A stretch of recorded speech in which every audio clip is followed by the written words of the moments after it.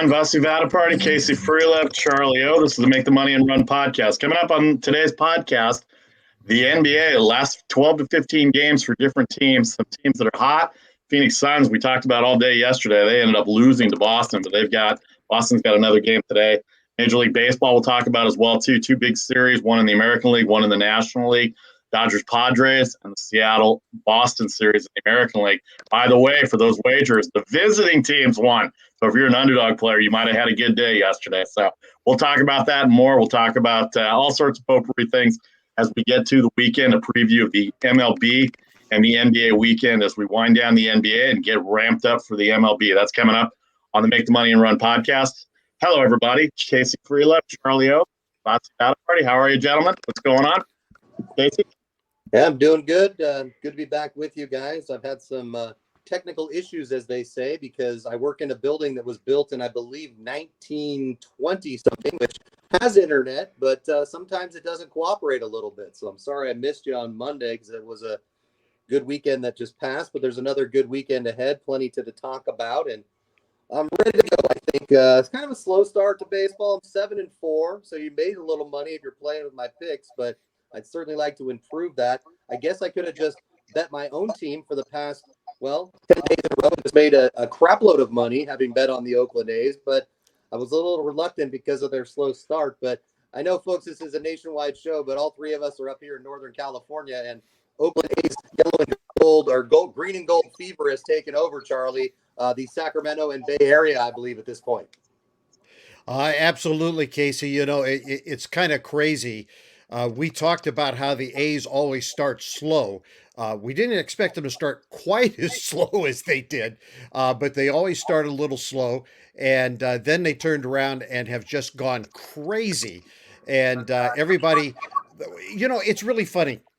The Oakland A's have traditionally played great baseball overall. And when you look at their overall success as compared to the Giants historically over the last basically 60 years, the A's have been a more successful franchise. And yet they play in obscurity in relationship to the Giants. And it's natural because the Giants were here 10 years before the A's. So they're always going to be the little brother, if you will, to the Giants. And even though the A's are having this phenomenal success, if the stadiums could be back at capacity, the Giants would be playing before sold out houses, while the A's would be playing before roughly about 12,500 fans. So, but right now the A's are great bets. But the other side is right now, much to our surprise, the San Francisco Giants are also a great bet. Let's see here. Where's Oakland again? Oh, no, I'm just kidding, everybody. I've been here for a long time. Where's Oakland again? I just want to make sure I know where Oakland is. There's a new stadium coming in. They're redoing the team. Everything's going good. We'll see it when we believe it, having lived here for 35+ years. I'll take those odds on the new stadium, and I'll go no. It's a perfect show for that. Vasu Party, Casey Freelip, Charlie O, the Make the Money and Run podcast for Friday, April 23rd, powered by Stables Media. We're here every Monday, Thursday, and Friday, 4:15 Eastern, 1:15 Pacific on Facebook Live, Stables Media YouTube page, as well as my YouTube page. If you missed any of the live broadcast, where you've been, download and subscribe anywhere you get your podcast. And make sure you get it before the game starts, so that way you don't miss out on winners that we've been giving you lately. Because we've been relatively hot lately, I think. The baseball stuff for me has been pretty good. The two underdogs yesterday afternoon. I had one underdog today. Those rockets and bombs you're hearing in the Midwest is not fireworks. It's not July 4th. It's the Chicago Cubs hitting every ball over 105 miles an hour. 6 in the first, 4 in the second. It's 11-2 in the top of the 6th inning. The Brewers trying to mount a comeback. They are in first place in the National League Central. We'll get to all the baseball, but that's the update right now, the only game going on. Let's hit the NBA. You can see the odds at the bottom scrolling through as we get to the NBA. A little some interesting stuff last night. We'll put that up here now. Some of the interesting stuff that went on in the NBA last night. Charlie and I talked about, Casey, about the Phoenix Suns and how hot they were, and they were a road favorite at Boston. Boy, did that not turn out to be good for us last night. -1.5 seemed like a good bet. Boston struggling with all the COVID issues. The fact that they don't have jump shooters, Kemba Walker struggled a little bit. Jason Tatum came out a few weeks ago and said basically, that's not the odds I want. That's the odds I want. Jason Tatum said a few weeks ago that he's having trouble still recovering from COVID. He has to use an inhaler still. And yeah, here comes the Boston Celtics. They get up by 14, 15 points. They end up winning, I think, by 10 is what they won by. But the Phoenix Suns playing well. They're still in second, but they lose a game. They lose a half game back to the Utah Jazz. They're 2 games back in the Western Conference. So we've got some games that are going on tonight. Boston, Brooklyn, Boston on a back-to-back. The Washington Wizards, who figured they're in 10th, and they're actually playing some of the best basketball in the East right now. They're a 12.5-point favorite tonight on the road. Who would have thought that in December or January for the Washington Wizards? And then Portland, Dame Lillard has missed a couple of games. Not sure if he'll be back. They're favorite tonight versus Memphis. And then you look at the East, Brooklyn and Philadelphia tied now for first place atop the Eastern Conference with no Harden. Durant still out. Kyrie Irving, the only one out there, and a very little known guy named Joe Harris who shoots the lights out for Brooklyn, but he definitely helps that team quite a bit. And they've got DeAndre Jordan in the middle. But you can tell, Casey, watching the NBA as far as wagering purposes, you can see the totals are coming down, the point spreads are coming down a little bit because everybody's starting to play defense because they know they've got to fight out for 1 to 10 or 1 to 5, 1 to 6, and then 7 to 10, Casey. That's a good point. And in fact, I'll be playing it under today, and that's a rare thing. As soon as I got up and looked at that Wizards versus Oklahoma City line, I'm thinking that seems a little high. I mean, if you watch what the Thunder have done, we hate to label it, but it's tank mode. They're trying to get a better lottery pick, and the more they lose, the better chance they have. If you're curious, Washington, despite all their success, they're 5-0 straight up in their last 5 games. So they've also gone under in 5 straight for the Wizards. Contrast that with Oklahoma City. 4 of their last 5 games at home have gone over the total. I think this is a great game to watch, though. I have a buddy who I trust a lot. He's a very good gambler. In fact, he does it professionally down in Las Vegas. He threw in a little fun ticket on the Wizards months ago to win the Eastern Conference at some astronomical odds. And I kind of laughed at the ticket when I first saw this right when they got Westbrook in uniform. But if you watch that team play a little bit, the way that they're gelling with the triple-double machine, Westbrook, Bradley Beal, finding a way to kind of distribute the ball between each other, I think they make for an intriguing potential matchup, in this play-in round with the Indiana Pacers, if things hold suit. Now, of course, the Chicago Bulls and Toronto Raptors are sitting right there neck and neck with them. So we're kind of at that point where if you're around 9, 10, 11, 12, you're probably still going to be fighting your heart out. Or you can look at a team like I said, the Thunder. They're 20-39. They've got no chance to get in the tournament. So it doesn't serve them to basically play hard. You might as well lose and try and get yourself a pretty little lottery ticket to see if you can't pick the next big star in the NBA. Looking at the topic you were talking about, still love Phoenix. Been on Phoenix since the bubble last year. There's just something to be said when a team loves their coach and plays hard for them, and that's exactly what they've done the entirety of this season. Save that last night, which is a little weird to think about, but the COVID thing, it's obviously messed up a whole bunch of different sports. I was reading about some UFC guys that were having trouble with the COVID. You talk about Austin dealing with it as well, but they seem to be playing pretty good basketball. And it's funny, every time we start the show and we look up at the top of the standings, there they sit. Those Utah Jazz. SportsCenter doesn't even put them in their first 3 segments. They win pretty much every night, Chuck. Yet they are, I would say, almost a mystery team unless you live in the Western United States. Yeah, everybody still overlooks them, and it's location, Casey. They've got one newspaper. They basically have 2 radio stations that cover them. They have some local TV that covers them, and their television network is extremely small. So nobody knows about them. In fact, they're in their region. They are really dominated by the coverage of the Denver Nuggets. So they here they are on top, and nobody knows who they are. But I want to go back and play off a couple of points that you made. The Bulls really coming on strong. This Vucevic.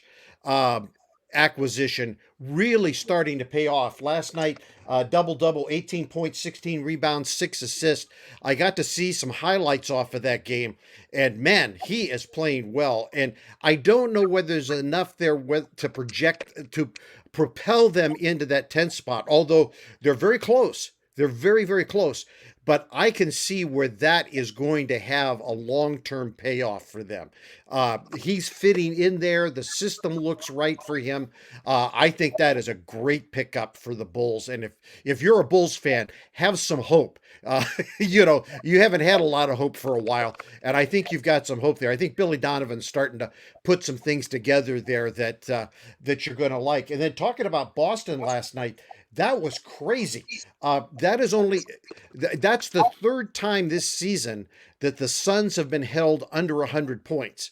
And the Celtics last night, it was Kemba Walker all the time. He had 32 points, 4 rebounds, 4 assists. Jason Tatum last night was 3 for 17, and they still won in a runaway. So that was really surprising to me. But if you're a Boston Celtics fan, you've got to be elated because you've got Tatum down. And who was it that missed the game last night? I forgot. Somebody was out. Somebody big was out last night. I didn't watch. I was watching baseball. But they were short. They were short one of their stars. I'm sorry. There's so many games and so many things. Jaylen Brown. Jaylen Brown. It just came to me. Jaylen Brown. Yeah, Jaylen Brown was out last night, and Walker just picked it up and just carried the team last night. It was so impressive. So Boston kind of picking themselves up off the mat. They're at 32 and 37 or 27 right now. So it was really interesting. The Suns just couldn't make it close last night. And they're on the road. They're in the East. I'm not worried about the Suns. The Suns are going to be the Suns. They're fine. But but the story there was last night what the Celtics did. Rossi Party, Casey Freelove, Charlie O, the Make the Money and Run podcast. A little more NBA. Go ahead, Casey. Let me throw a question out at you. You don't have to introduce us 50 times. We're here. Talk about fans returning to the stands. I'm looking at this is going to happen. Even the worst team in the Western Conference in all of basketball, the Sacramento Kings, picked up a win the other day, and they said it was directly motivated by having people in the stands. I'm looking at the New York Knicks. Harden gets back in there. When you hear the crowd, and I don't care if it's a third full, a 10th full, or if there's 200 people in there, I'm wondering, in your opinion, Vasu, how this is going to affect where you are seated. Because we talk about this empty stadium and it's bubble-like. Who cares what your seat is? You're just going to play against the team across from you. But with these guys actually getting a little positive momentum, from having these guys kind of, get some support for the first time in over a year, I think you're really seeing that kind of start to bear out. And the Knicks are like a prime example of that on an 8-game win streak. No doubt about it. I was just looking at the standings. The top 3 seeds are set in terms of Brooklyn, Philadelphia, Milwaukee. It's 5 games back. The New York Knicks are 5 games back. I didn't think they had it in them, but now they're in the 4th seed. And then you've got Atlanta. No Trae Young for Atlanta, so they're a home underdog tonight. Charlie mentioned the Chicago Bulls. There's still no Zach LaVine from the contact tracing. Chicago and Toronto 1 game back of Washington for 10th in the East. But I'm just trying to figure out 4 to 6 right now, Casey, in terms of the East between the Knicks, the Hawks, and I think Charlotte's in the 6th spot, or they could be in the 7th spot. I don't have the standings in front of me, but that whole 6 to 8 is very close. They're all 4 games within each other. And then you look at the Western Conference, Denver, LA, Portland, and then 4 games separate the 7 to 10 teams in the Western Conference, and the Pelicans are 3 games back of the 10th spot as we wind down to the last 10 to 12, 15 games for some teams in terms of the season. So the Phoenix lost. They put them 2 games back. Utah won their 2 games this week. The Clippers have Houston tonight. They're 4 games back in the standings from the number 1 seed. And then Denver and LA, the Lakers had Anthony Davis come back. He was only 2 of 10 last night. They lost by 5. They should have covered that game. Even Anthony Davis, 50%, probably should have hit a few more shots, and they probably could have won the game, because the one thing the Mavericks do not do is they don't play defense.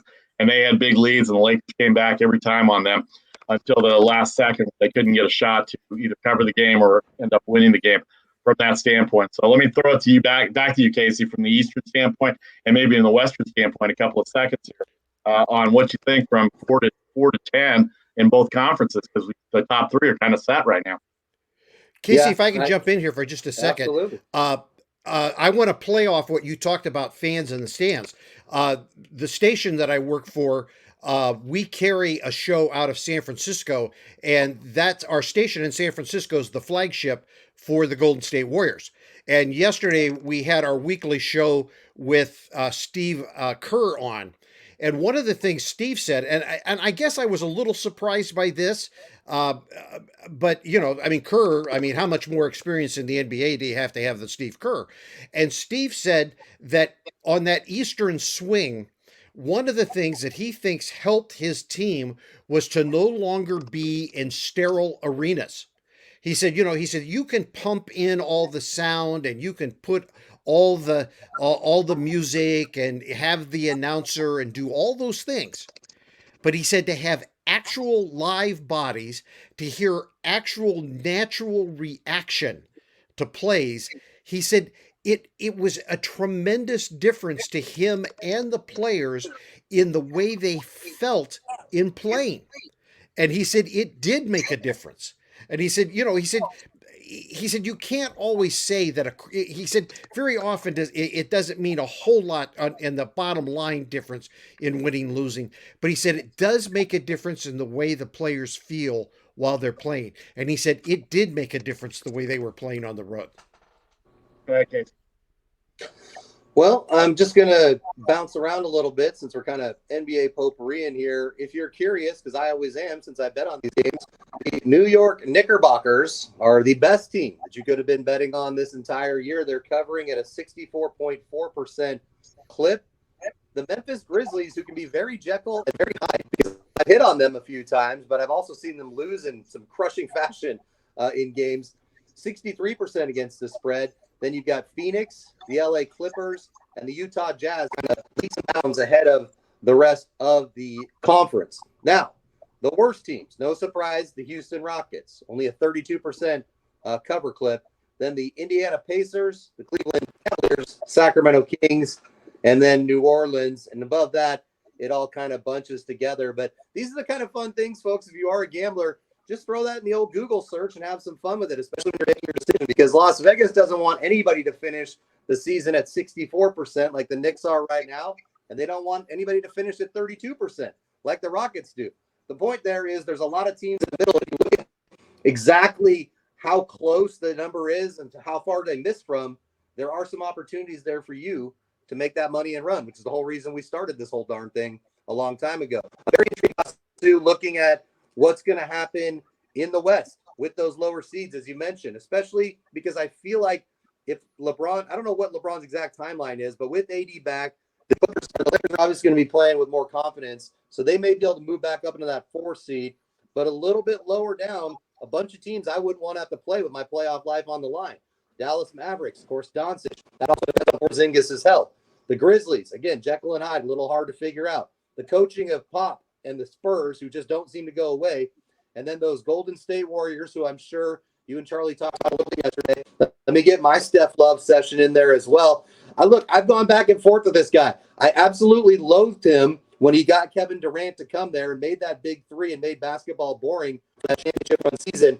But when he doesn't have a Klay Thompson and when he doesn't have the supporting cast he's had in the past, also the number of injuries that he's dealt with this season, to go out there and do the Superman-like things that he did. Somebody take Dwight Howard's Superman cape away from him and send it out to San Francisco. Because, I mean, we are really blessed to be watching basketball at this time. I think that all three of us can relate back to when Reggie Miller would get really hot in the 90s and burn whoever he played. Ray Allen at times during the 90s and 2000s. And now here with Steph and this outside shooting, Vasu, it's really been a joy to watch. And I'm just saying this, I don't want that to be the team that I would have to play, especially if I'm the Utah Jazz or Phoenix Suns in the first round. That sounds a little scary to me. It'll be interesting to see how the NBA goes from the standpoint of the 7 to 10 seeds, because whoever has, they're all playing for. It's like every regular season game towards the end is like a playoff game. And so you get those guys coming into the playoffs where the top teams are cruising. I don't want to say cruising because that's a bad word, but they're not exactly worried about their standing from a standpoint of 1 to 3, because they know they're going to be in and they're going to have home court. They're going to have a round to wait before the play-in tournaments are. All right, let's look at the games today, Charlie. Brooklyn, Boston. Boston coming off their win with Phoenix yesterday. Brooklyn, a 4.5-point favorite. 226. I mean, chemistry is overrated with the Brooklyn Nets, obviously, because they can shoot. Whoever they put on the court can shoot the ball. Their defense still a little lacking for me. That game against the Pelicans the other night, obviously we know the Pelicans can't play defense. That's why they were able to come back. But that was a terrible game for Brooklyn, one of the worst games that they had in a long while. Miami, a road favorite. Atlanta, Trae Young has been out. He's got a sprained ankle. He'll be out for a while. I see Atlanta moving down into the play-in tournament based on that right there. Charlotte, a 1-point favorite with Cleveland. We talked about the Wizards, 10.5 at Oklahoma City. The Clippers, 9.5 at Houston. Casey documented 32% for Houston. But every once in a while, Houston can bite you, and maybe because Paul George and Kawhi Leonard aren't playing as much right now. They didn't play the other night, and they still beat Memphis. And then those Memphis Grizzlies are going to Portland. Lillard did miss the other night. Clippers did beat them on the road. And then we talked about Golden State.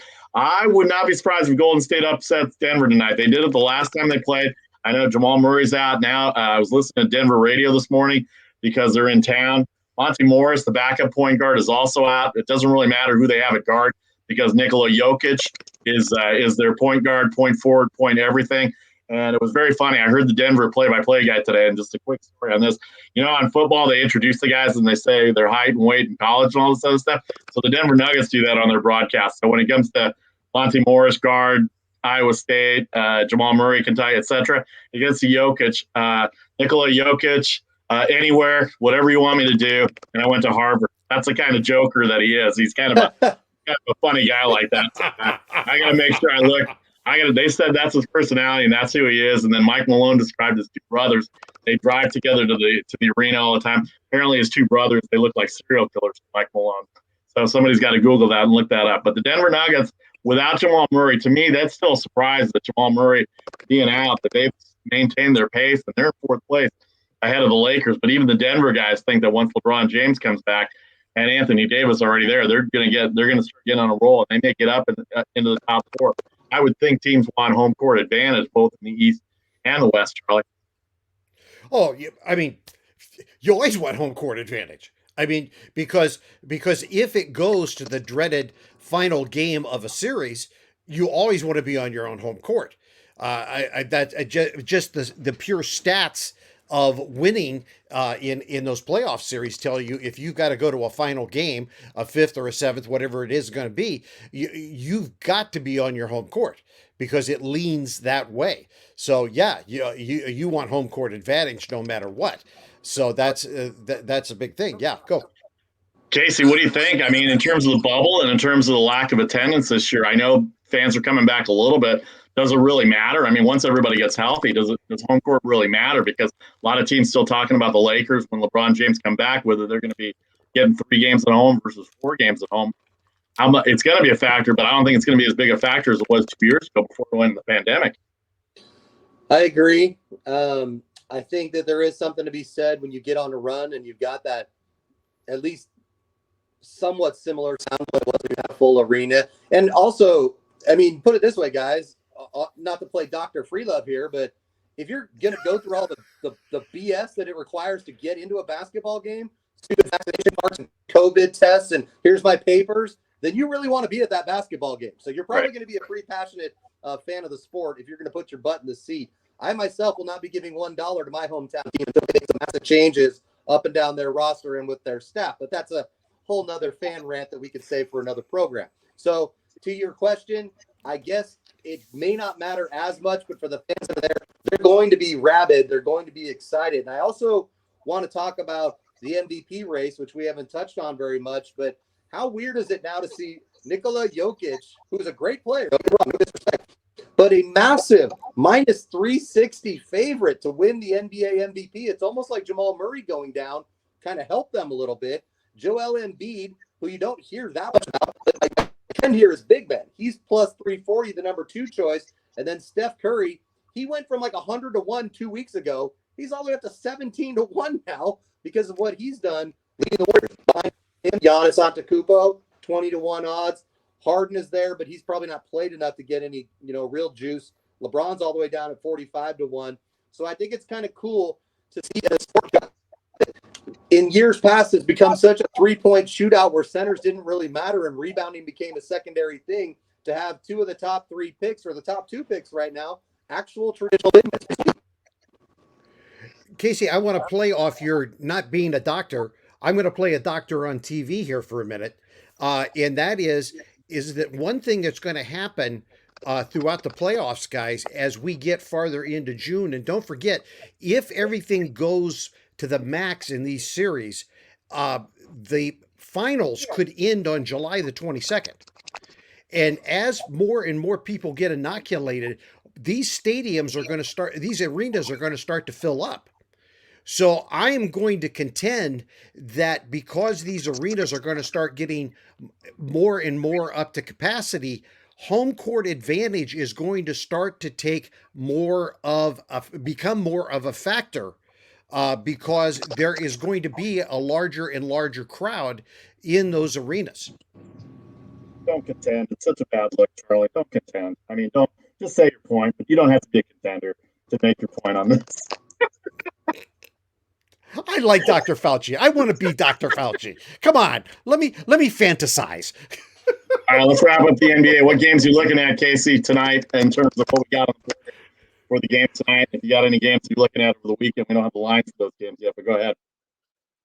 Yeah, no, I'm gonna keep an eye on my main man Russ Westbrook and see if he can't get yet another. Excited about that one, and typically a 25-33 Wizards at a 20-39 Thunder wouldn't do that for me. But you said it right off the top, my friend. What the heck? This is a big line for a team that doesn't have a big record. It tells me you're going to see a lot of OKC Thunder guys sitting on their rear ends. I think the focal point of the association tonight will be in two places. On the East Coast with the until it's 5 minutes before tip-off Brooklyn Nets, because God knows who's going to play for them. Seems like night in and night out. Against those Celtics who are coming off a nice momentum-building win against Phoenix last night. Criticize the guy. Kyrie Irving has done a good job being in there consistently for them. I feel terrible that James Harden can't be in there because I know he really wants to be. Kevin Durant is very hard to figure out as far as his long-term. And then we talked about last week the loss of LaMarcus Aldridge, who's no longer with the team. Out west, Nuggets Warriors. Denver -2.5. It's one of those lines where you look at it and they want you to bet the Nuggets, but Steph's got something for him perhaps. And of course, two of the top three picks for the NBA MVP going to get it on there with a few fans in the stands. In fact, about that adorable pup that was in the stands for the Giants game yesterday, or the rabbit that was in the Giants game yesterday. And I did read in the article that rabbit may be traveling over San Francisco to be at a Warriors game. So maybe these anxiety relieving animals will help the Warriors propel themselves to a win. And in all seriousness, Grizzlies, Blazers, shuffle at the bottom of the 8, 9, 10. Who's going to get in there and have a chance to dance? For some reason, as much as I love John Morant, I have trouble believing in the Memphis Grizzlies as a consistent one game over 500. They were a team that early on in the year I thought, okay, that'll be the one that falls out to allow a team like the Pelicans or the Kings, and again, this is months ago, to have a chance to get into this play. I think it's a really nice night as far as the schedule. And the other thing, with all that said, I have a feeling if I text either of you two guys, I'm going to be like, what are you watching? And all three of us will be like, well, Dodgers, Padres. We'll get to baseball in a second, but a couple of quick NBA notes here. I'll be looking at the Brooklyn-Boston game. I'll be tuning in and out because I want to see how Boston comes back, especially with the COVID issues. Off of back-to-back, big win versus Phoenix, and that's traveling to Brooklyn for that game as well. I'm kind of interested to see how Atlanta is without Trae Young. They've got Herter, they've got Capella inside, but I think Miami might be too strong for them, although Miami has not played strong this year as well. Russell Westbrook, obviously Bradley Beal that nobody talks about, 32 points a game leading the NBA in scoring, and then the Denver Golden State game late night tonight, 10 o'clock Eastern, 7 o'clock here on the West Coast. The last time they played, Denver was a 5.5 point favorite. The Warriors came back from 10 down and beat Denver. And of course, Portland, Memphis. What a play-in tournament they had last year in the bubble. So it'll be very interesting, especially if Lillard's back. Looks like McCollum's healthy again. Looks like Nurkic is playing well as well too. And Memphis doesn't play any defense, so 3.5 at home for Portland might be the way to go, depending on who comes in. And then we talked about this a couple weeks ago. Speaking of Nikola Vucevic, Zach LaVine's still out with the COVID issues. So that's a big loss for them at 27 points a game for the Bulls. So that may be their undoing. Nikola Vucevic, of all the jump shooters and all the great shooters in the NBA, still the number one catch and shoot jump shot shooter in the NBA inside the 3-point line, nearly 50% off passes at catch and shoot. So big trade by the Bulls. That and hopefully for the future for him and Levine and the guys that they have there, the Bulls starting to make a move in the East. All right, that's going to wrap up the NBA. We'll be back in 30 seconds. We'll talk baseball. We got a big weekend coming up. Seattle, Boston, the Dodgers, Padres. Brewers have really been drubbed by the Cubs in terms of the score, but they're still in first place in the NL Central, and the Cubs are hot after beating the Mets the last two games in a row. We'll talk all baseball coming up after the break. 30 seconds. This is the Make the Money and Run podcast for Friday.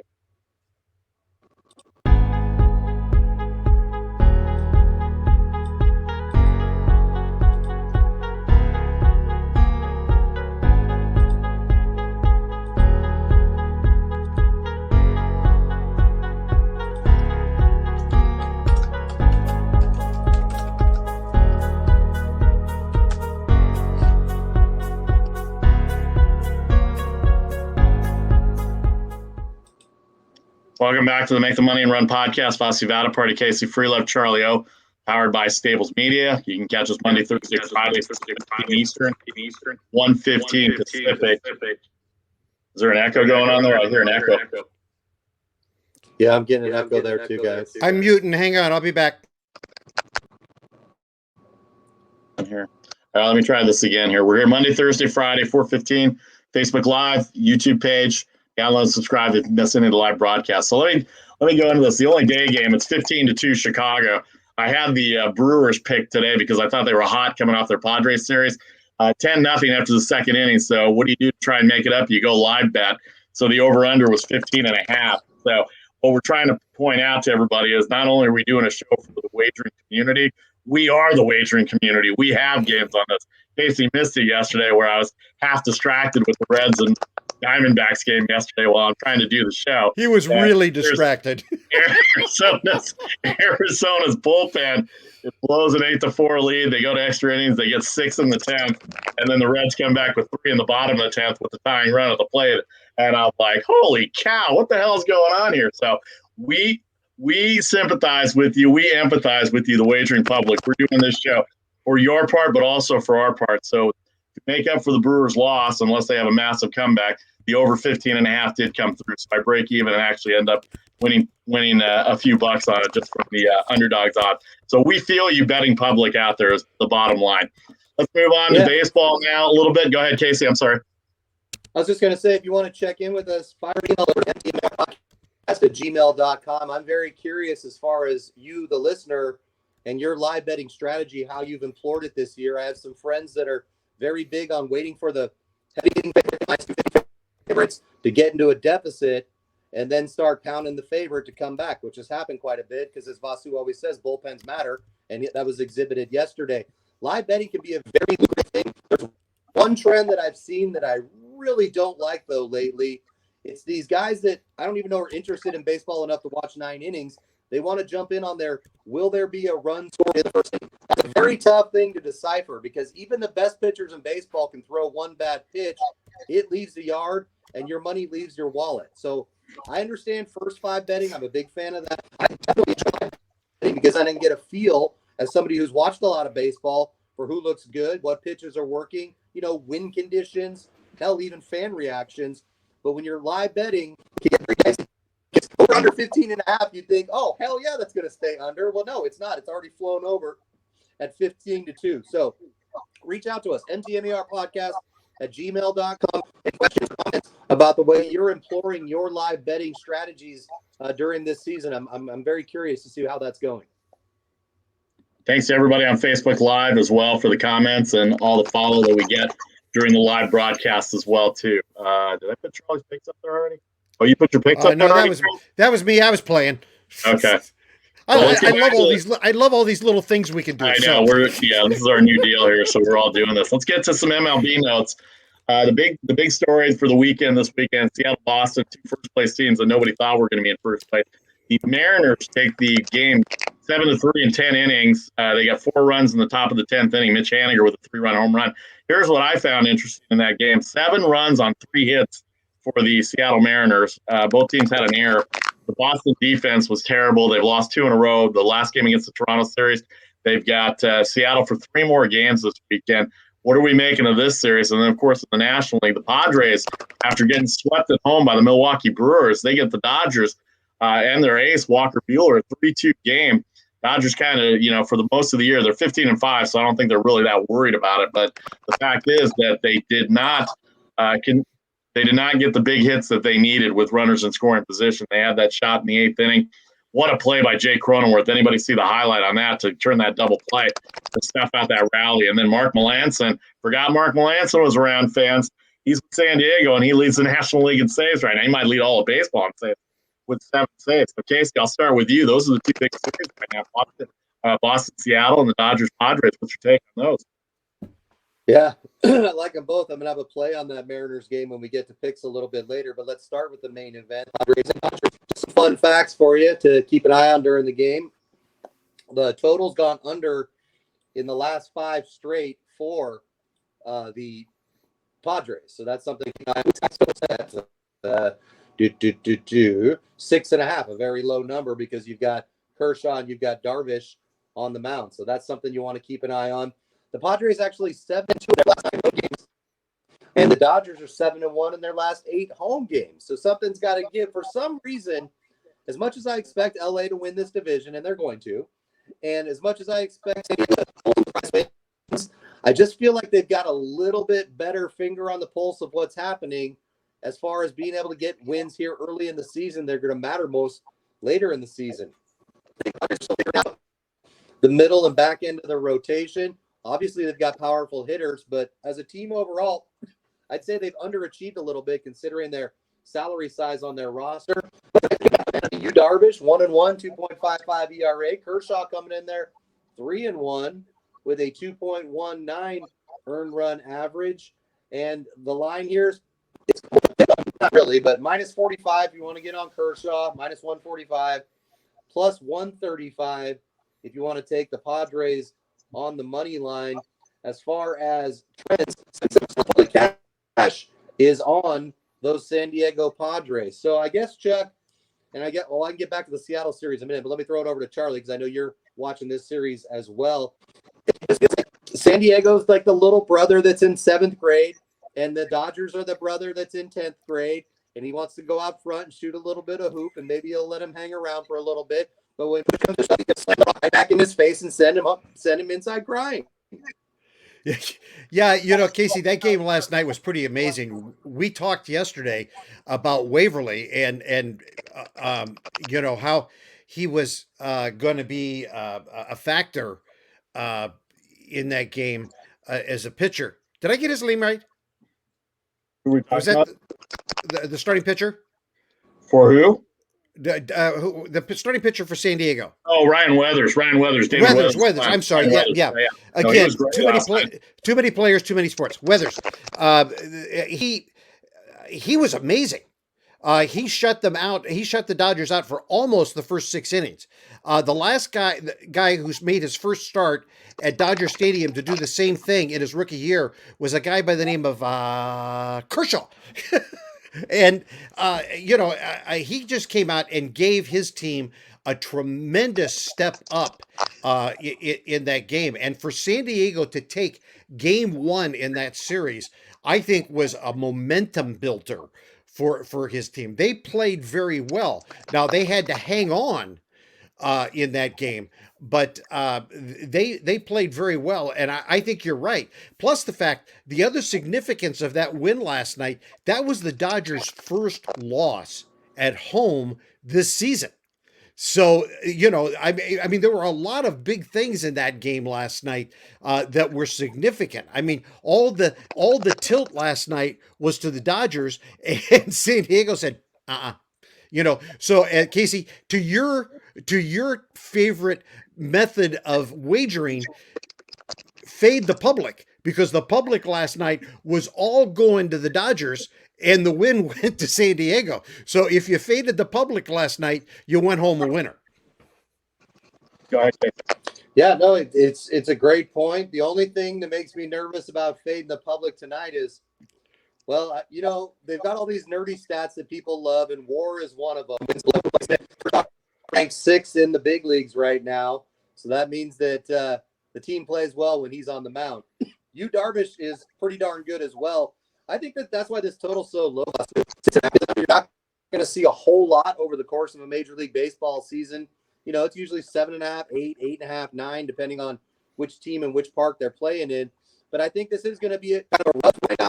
And I couldn't play run line -1.5 on any of these games. I think I could get on Kershaw, although he's not one of my official picks tonight. But look, the cool thing is baseball needs to, and they've got him here. Both teams have said how important this series is early on, and the fact that it's a 4-game set makes it extra tasty because now we get an even better barometer of where both these teams sit.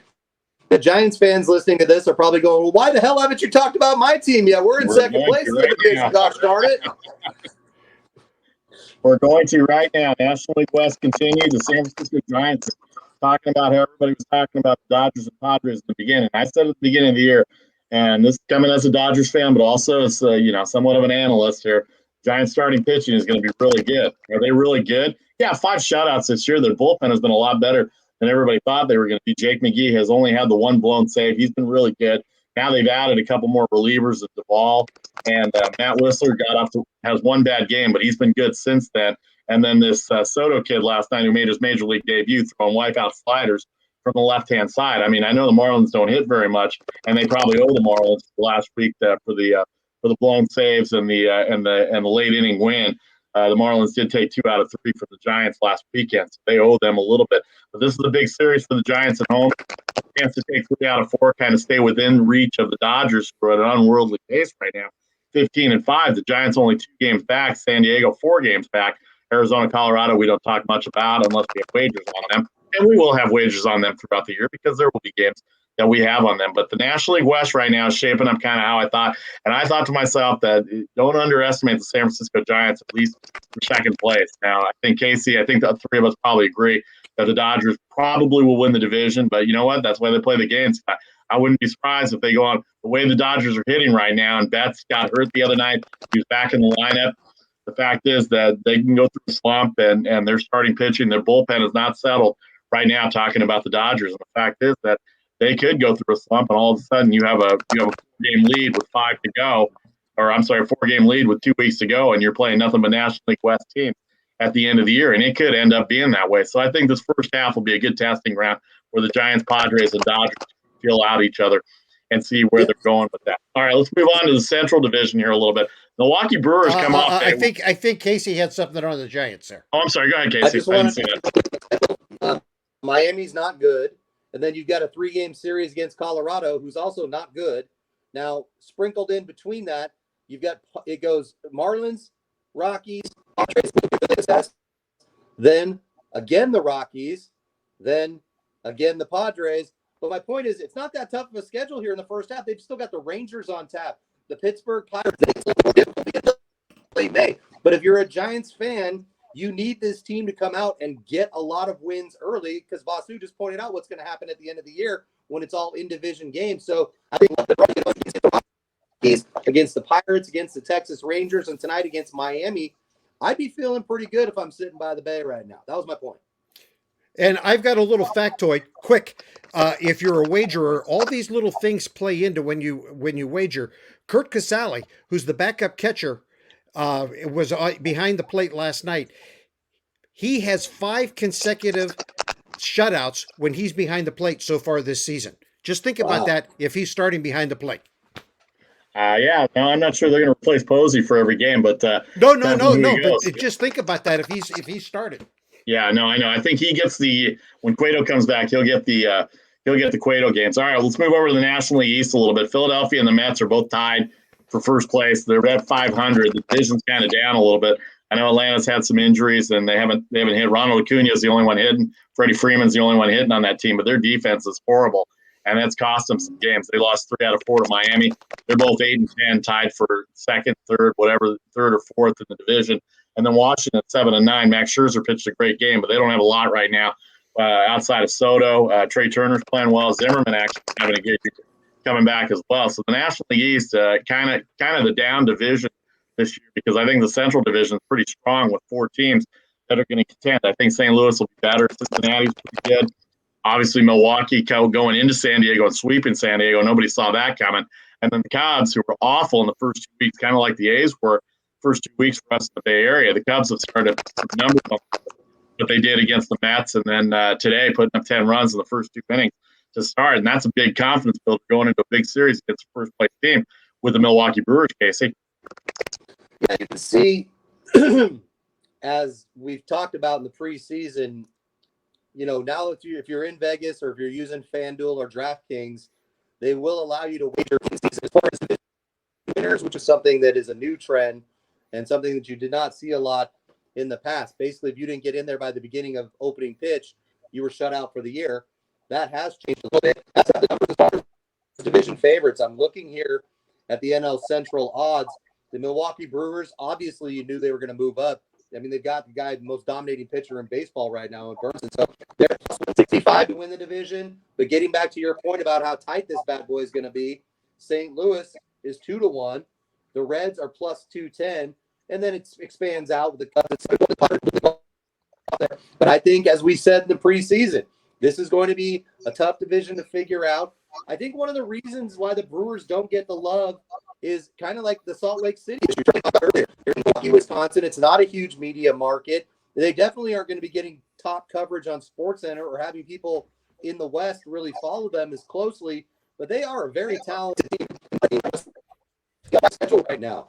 Quick thought before I send it to Chuck, the NL East, they couldn't figure this thing out before the season, and they're having no more success figuring it out now. The Braves are actually the first Mets, who were the second pick before the season. Stay with me here. The Mets are minus $1.10 to win the division. That division's almost all 500. Don't tell me right now the Mets are definitely going to win the division. The Phillies, my preseason long shot pick, which was getting you 8.5 to 1, have now moved down to 4.5 to 1. And then I guess they just abandoned all hope on the Washington Nationals. They're now up to 10 to 1 as far as the way that goes. Last point on this stuff, boys. We like to look at run differential. The East, it stinks. It's barely watchable. That's minus 15 run differential, 7-7 in first place. Phillies minus 6 run differential, 9-9 in second place. And then the Nats, only 2 games under 500, Chuck, but they're 20 games under their run differential. They need to start scoring a little bit if they want to be talked about a little bit more. I have a feeling this is just not going to be a good year overall for that division, and that's why I said throw just a few bucks on the Phillies.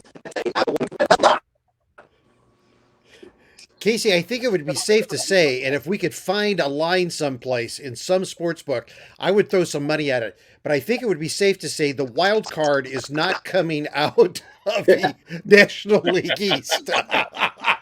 That's a great bet. Take that one to the bank. Because it's messed up. It's messed up. Guys, I want to jump to something just real quick, and then we can back into this.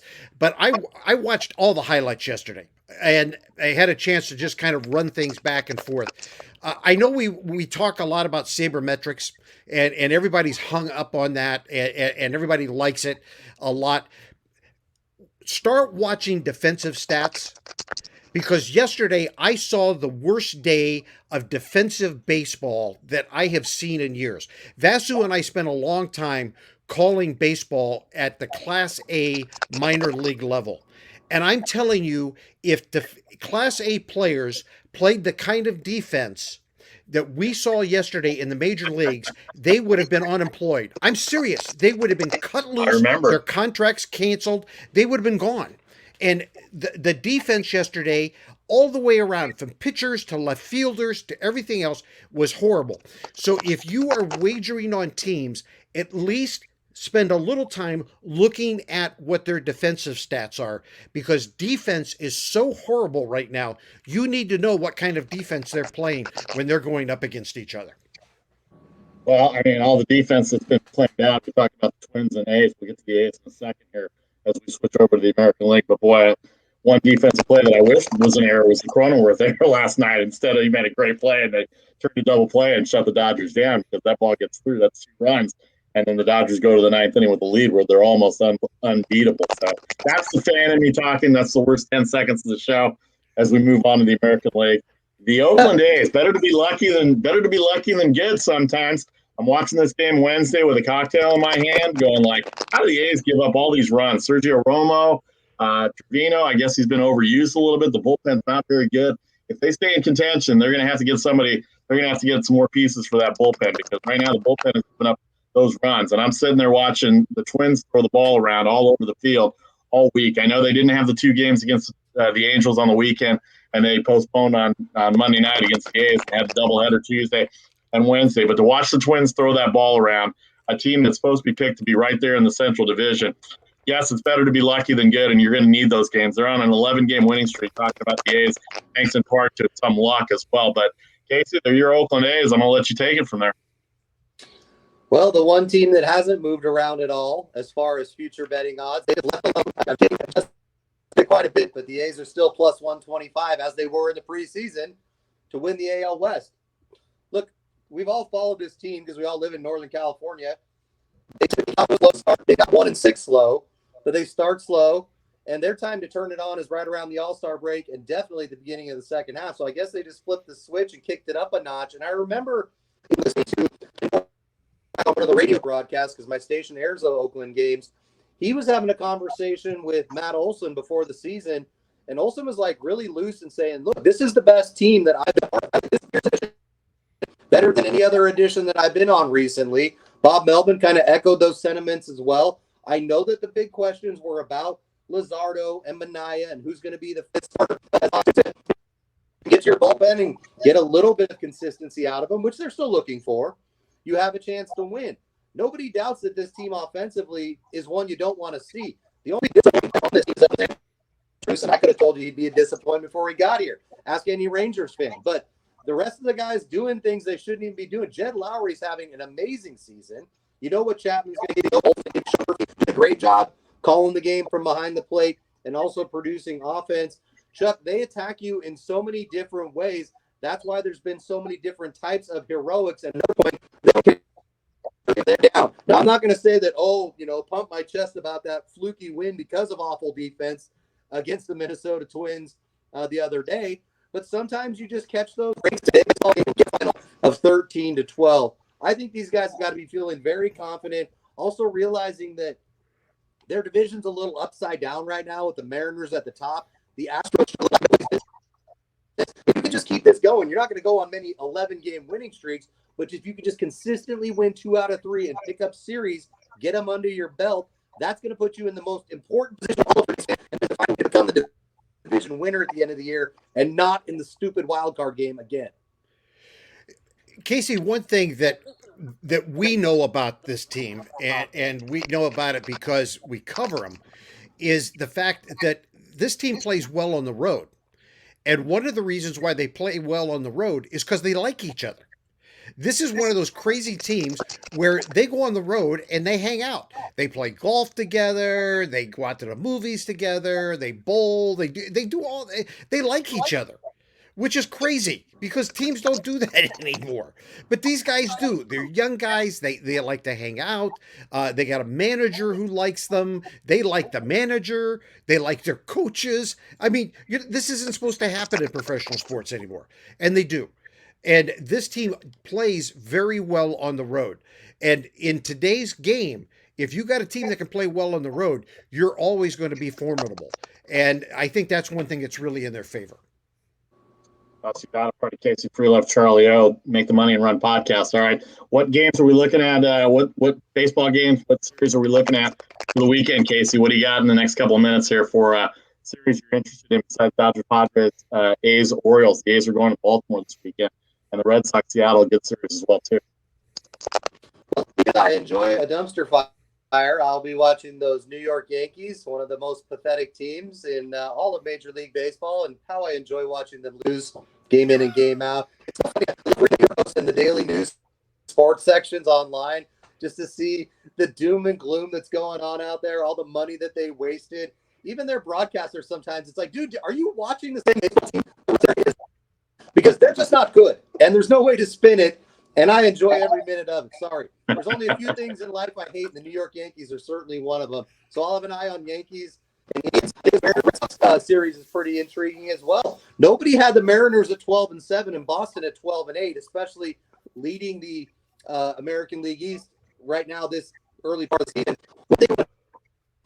Mariners 6-2 away, Red Sox 6-7 at home. So you got to think Boston's going to want to try and right that ship a little bit. I always check in on the Blue Jays because they are the genetic team of the future. They've got some of my favorite childhood heroes' sons now all playing for them. So I'm big on that.